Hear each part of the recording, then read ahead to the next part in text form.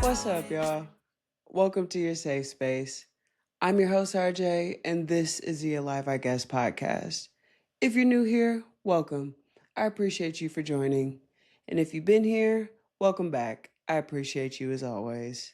Be sure to follow us on Instagram, TikTok, and Threads at Alive I Guess Podcast. For inquiries, email aliveiguesspodcast@gmail.com.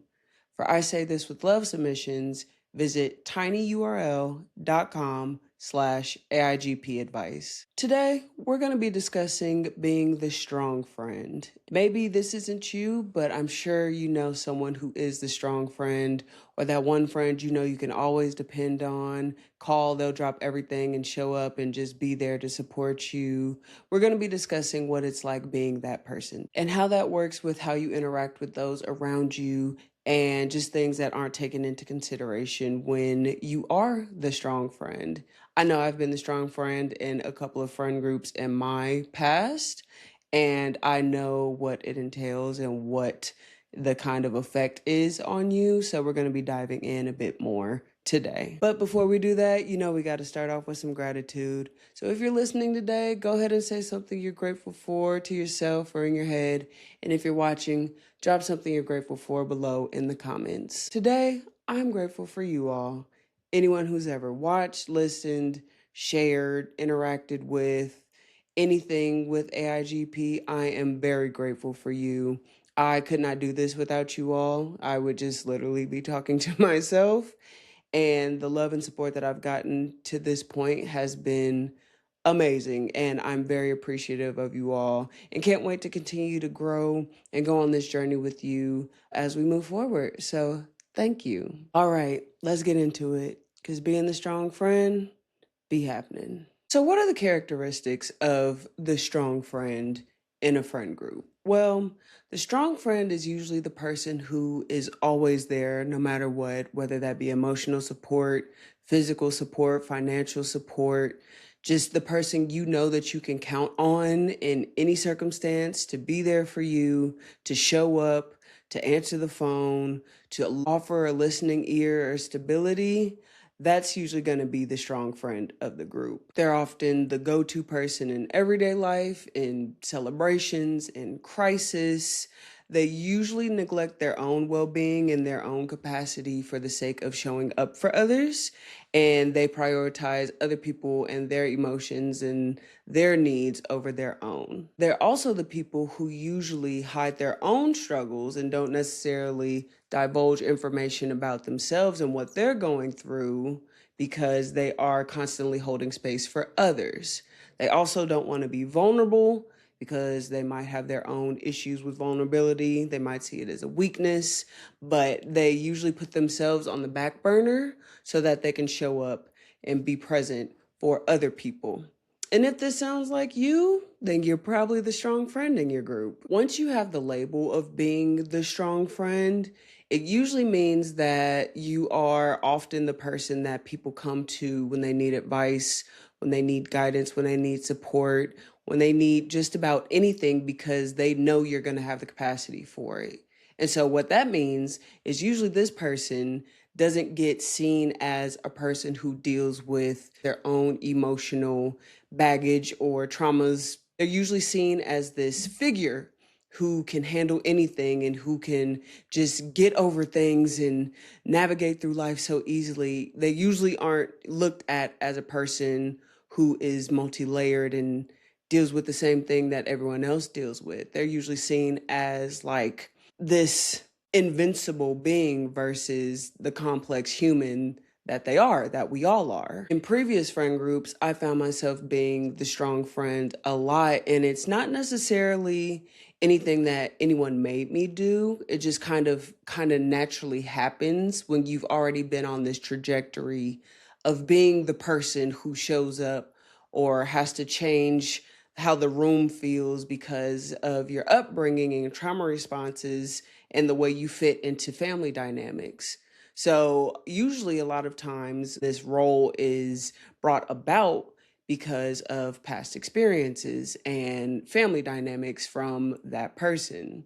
And then they just kind of naturally flow into this person who is there for everyone because that's what they grew up doing their entire life. Growing up, I was the kid who got the good grades, was good at basketball, was multi-talented and creative, and I was funny. I was the life of the room. I knew how to adjust my feelings to make everybody else feel comfortable in the room. And then I grew into an adult who essentially does the same thing in spaces. And so as I met new people and gained new friends, I just naturally slid into the position of being the strong friend. You can come to me and I'll support you. You can come to me and let me know what you're going through. I'm going to always be here to listen to you for whatever it is that you're going through. And it was very emotionally draining because I didn't allow myself the same outlet that I was allowing others to have with me. So as everybody's telling me their traumas, telling me their situations, telling me their struggles, I'm just taking it in and I don't have an outlet for myself. So that's making me feel isolated. That's making me feel alone. And that's making me feel like I can't be the one to dump on other people because these people need someone to dump on. So I'm going to be that person. But then who has my back when I need it? And that took a toll on me. I was in a few different situations where I was mentally and emotionally going through things, and I isolated myself because I didn't know how to lean on the support of the people that I have around me. And since then, essentially, my friend group has completely changed, and the way I interact in my friend groups have completely changed with it. And I do lean on my friends mutually as my friends lean on me, and have changed from being the strong friend to just being RJ, the friend that you know you can count on. But I'm not the catch all for everything and everyone's issues, problems, and I'm not going to always be there. Like there have been boundaries that have been set because I have to honor how I feel, but it's something that I had to learn through being the strong friend in the past. And I'm not going to lie and say it was all exhausting. Being the strong friend can be rewarding because you obviously are feeding something that you need within yourself, whether that be ego or something that was developed in you to crave from a child because that's all you know. But it is a give and take with being the strong friend. It's not like it's just all taxing, but over time, it definitely weighs on you. And in the end, it's going to be more harmful for your emotional development and emotional well being than it is a positive thing. So, why is it that some people become natural, strong friends versus others? Well, there's a couple of factors that play into it. First of all, you have just characteristic traits. Some people are going to be more of like the caregiving type and naturally have more empathy than others. So they fit perfectly into the person who's going to always be there and take care of everyone. Then you have people who just fit into the social expectations. Maybe they were the oldest sibling in their household, and so they are used to being the one who is in charge and people look to when they need help. Maybe they're a parent and they're used to being that person. Maybe they had to be this way with their friends when they were younger for different dynamics. But maybe there are just reasons that have historical attachments that play into who they are in society that make it easy for them to just roll right into being the strong friend. And with that, past experiences. Maybe you were parentified as a child and you had to be strong. Maybe you were put in other situations where being strong wasn't a choice. You had to just show up and be strong for those around you.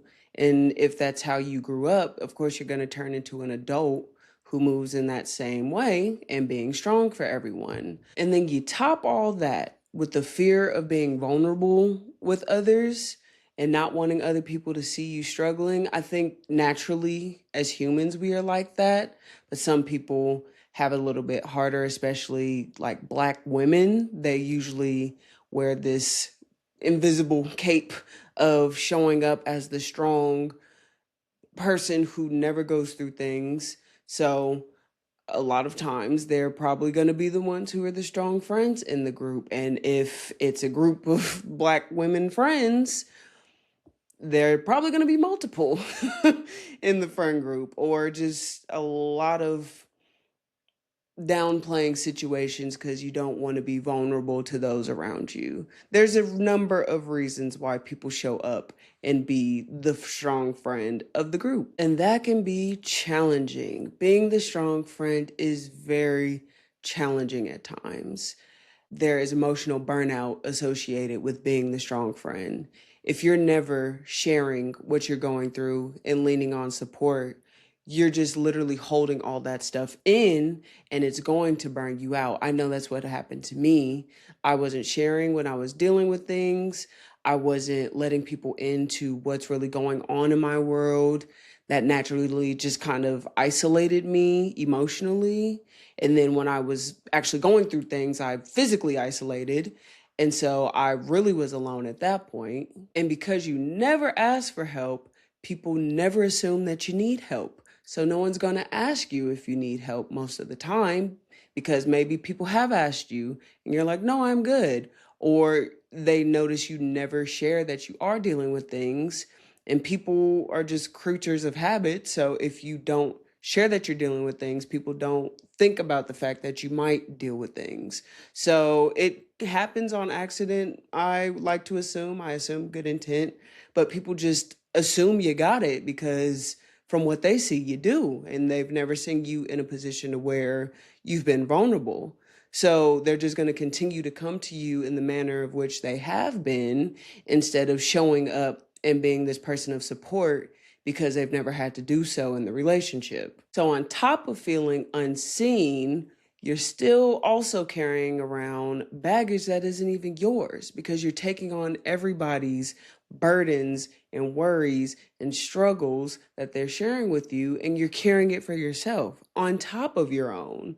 That's playing into the fatigue and emotional burnout in itself. And when you finally get to a place where it's like, okay, I need to take a moment for myself, then you feel guilty for taking time away from the people around you because you're the friend who's always there.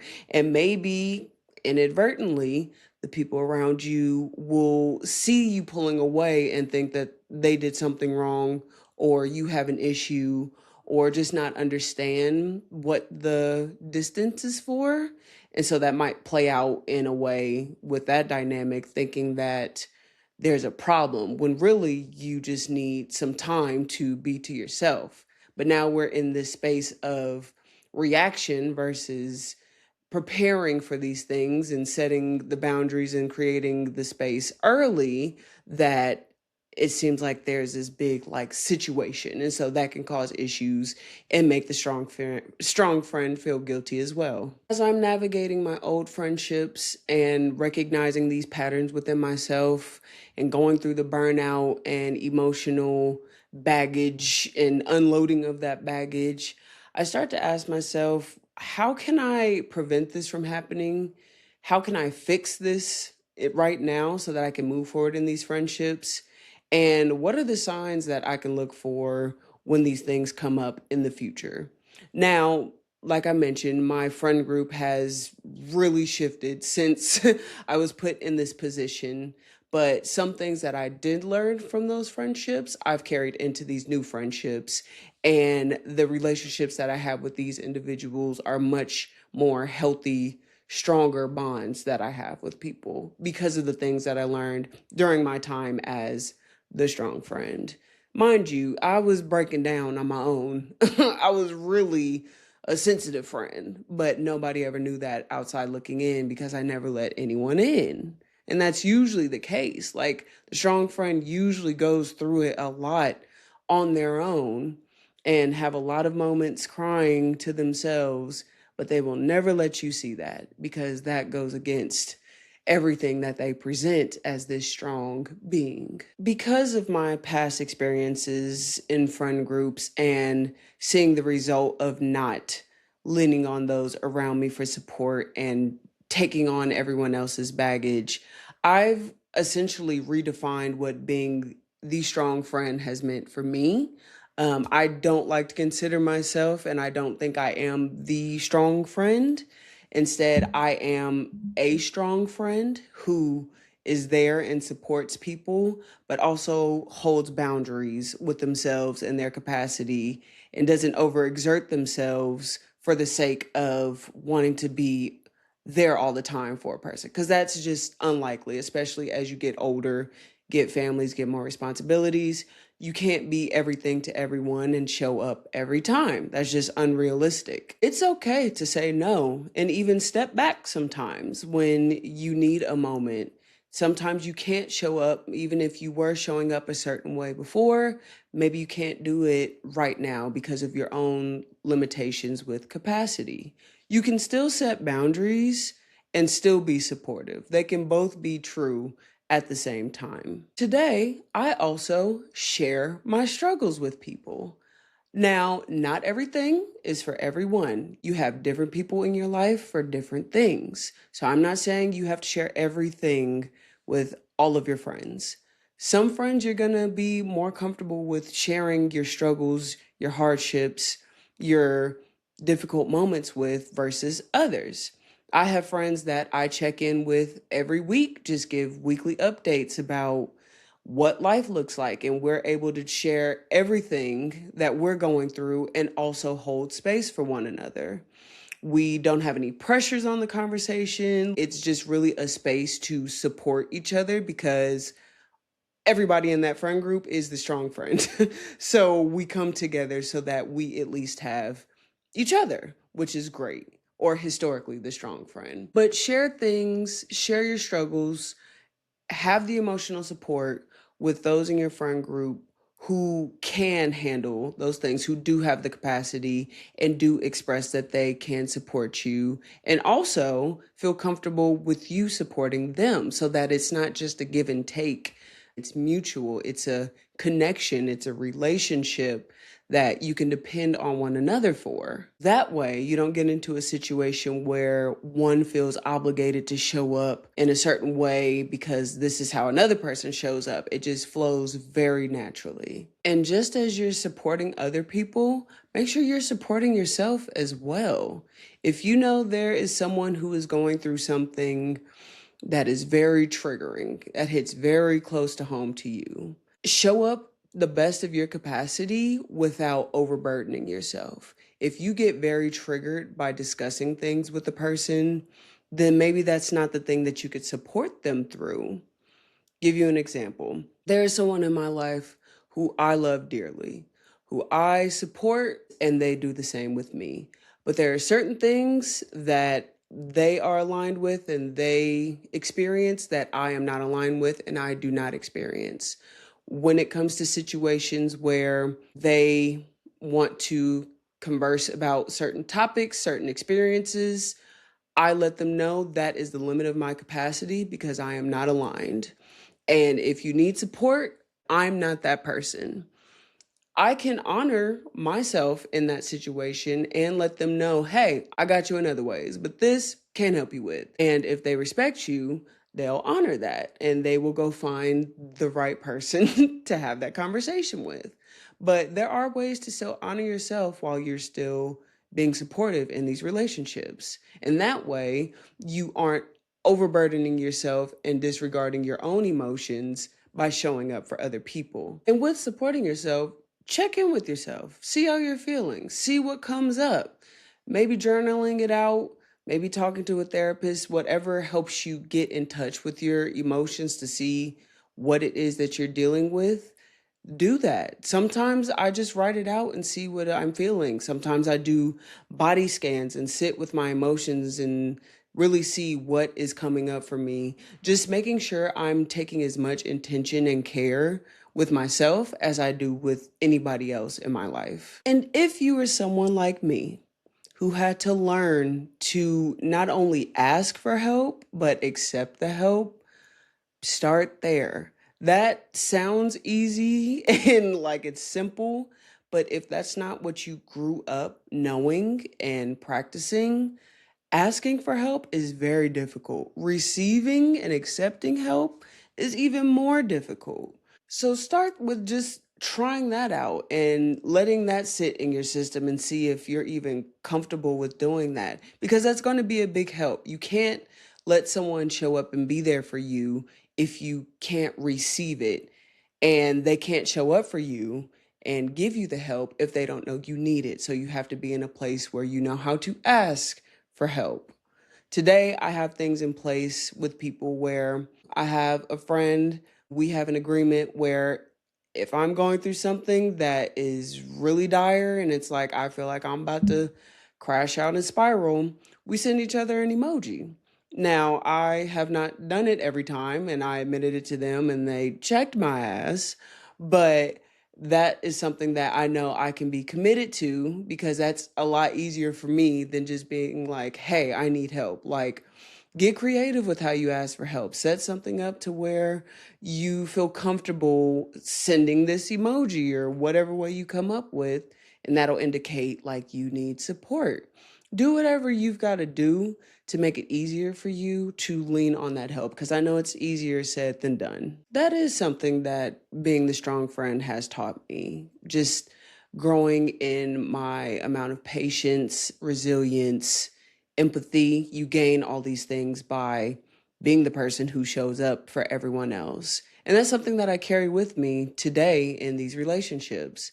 But also, it's something that I'm learning to look at with myself and give myself that same patience, empathy, and understanding that I do have resilience. And moving forward with these new boundaries in place with yourself and with others and your capacity and limitations, you can also redefine what being the strong friend looks like for you and your friend groups. And just like me, over time, you can cultivate your own friendships that are full of mutual support with everybody, so that you don't feel like you are the catch all for everyone's problems and the go to person. You deserve that same support and care and friendship that you give to others. So if you need support, lean on support from those around you. And if you don't have support from those around you, if you find yourself coming up against a wall whenever you ask for support, maybe it's time for new friends. Maybe it's time for a new circle. That could be a thing too. Sometimes we just outgrow those around us. But if you find yourself in that situation, it's not because you don't deserve it. You absolutely do deserve support. So you should go out and get some, whether that be with the same people or with new people. Because I promise you, there are people out there who are capable of loving you and supporting you the way that you deserve. Practice saying no without any guilt associated with it, also.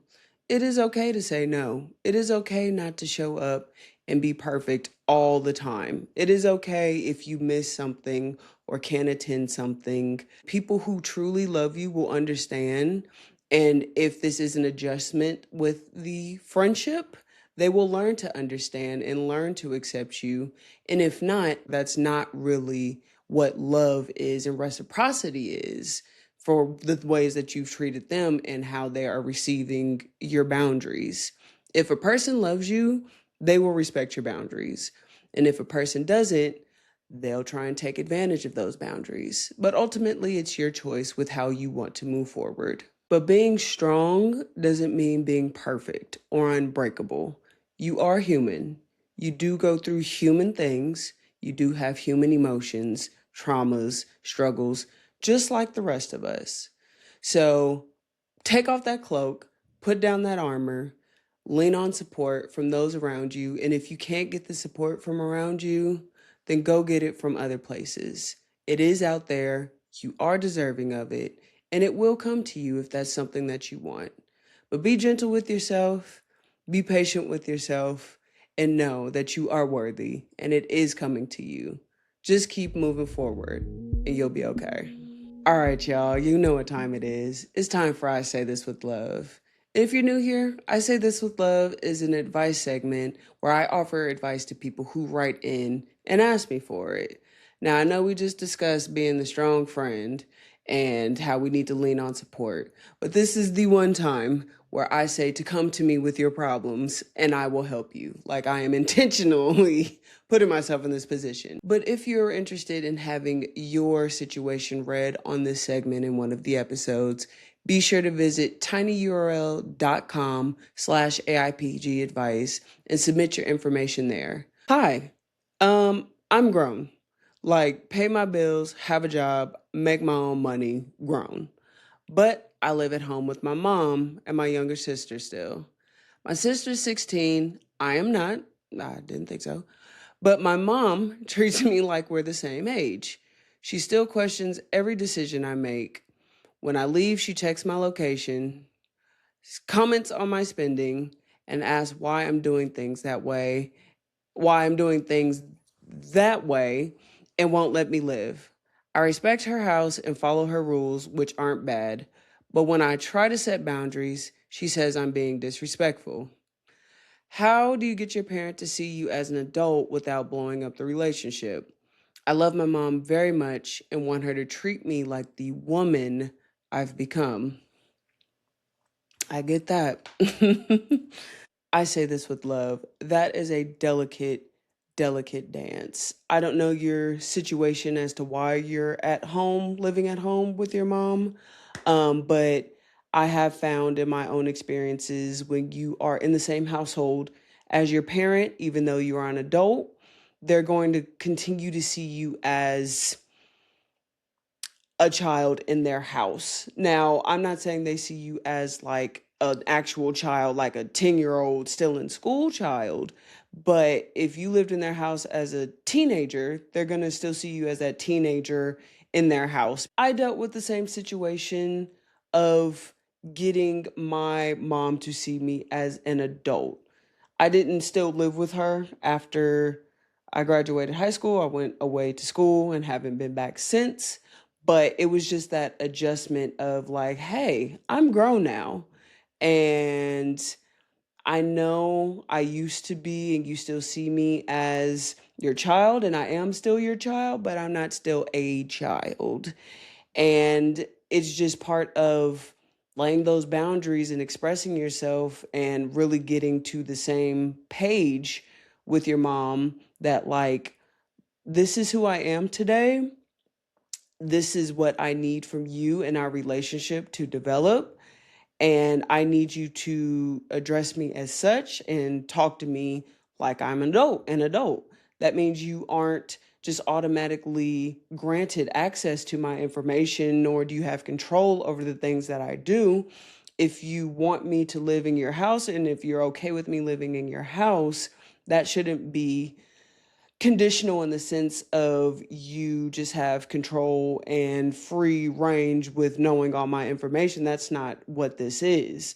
And if it is something that is conditional, then that's when it gets turned back to you and you get to see how you want to move forward. So if that's moving out, if that is just interacting less, if I was in that situation and I wasn't able to change the dynamic, my next move would be to move out. But have the conversation first, really get it out there, and make sure you are letting her know that, like, this is coming from a place of love. Like, I just want our relationship to develop. And right now, I don't like where our relationship is because you're treating me like a person that I no longer am, and that doesn't work for me. Hopefully that goes well. And then if she is unable to respect that, then it's time for you to make a decision because you are an adult about what you want to do in terms of next steps. All right, y'all. That is all for today's episode. As a reminder, make sure you follow us on Instagram, TikTok, and Threads at Alive I Guess Podcast. Inquiries, email us at aliveiguesspodcast@gmail.com. And for I Say This With Love submissions, visit tinyurl.com/AIGP advice. For those of you who have been living under a rock and have not joined the Patreon yet, as your reminder, it's only $7 a month. You can't even get a decent meal for $7 these days. You can't even get a drink at the club for $7 these days. But for just $7, you could get a full month of bonus content, interactive Q&A, and other things on the Patreon for AIGP. And what is better than that? But again, I am so grateful for you all, and I appreciate you joining me today. As always, I'm RJ. This is a Live I Guess podcast, and I'll see you same time next week. I'm alive.